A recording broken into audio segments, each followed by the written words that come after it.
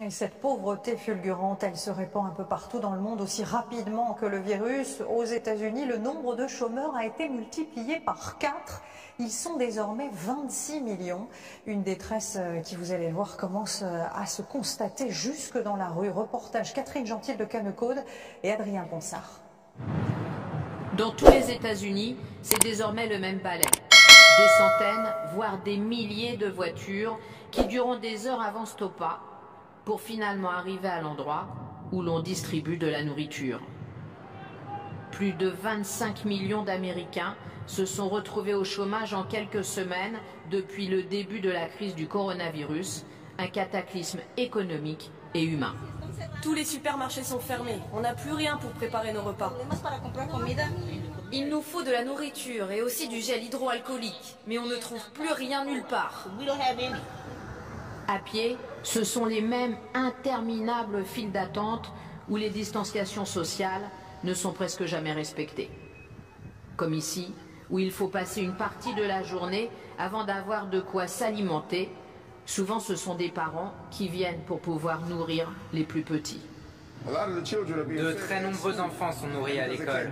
À partir du moment où elle ferme, c'est fini. Donc si on peut apporter une aide, même minime, c'est important.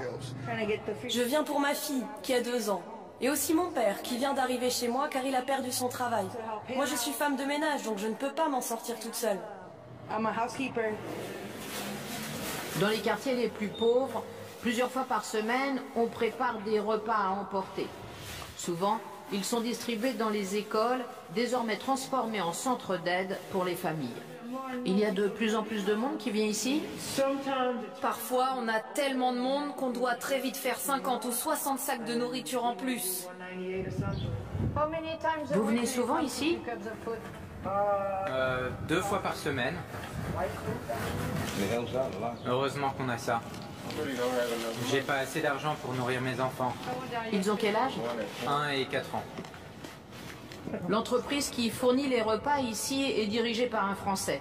Il a fallu réagir très vite pour répondre à une question majeure. Comment est-ce qu'on peut éviter que cette crise économique devienne une crise humanitaire? L'idée, c'est d'apporter un repas complet tous les jours, plus un petit déjeuner complet. Donc vous voyez un assemblage de céréales.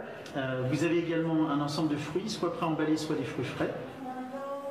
La plupart des habitants du quartier est au courant qu'il y a ici de la nourriture gratuite. Sinon, les employés de l'école interpellent les automobilistes pour les prévenir qu'ils peuvent venir chercher des repas pour leur famille. Aux États-Unis, 30 millions d'enfants déjeunent chaque jour à la cantine et pour la moitié d'entre eux, c'est le seul vrai repas de la journée. Donc tant que durera la crise du Covid-19, des distributions de nourriture dans tous les quartiers pauvres comme celui-ci devront continuer.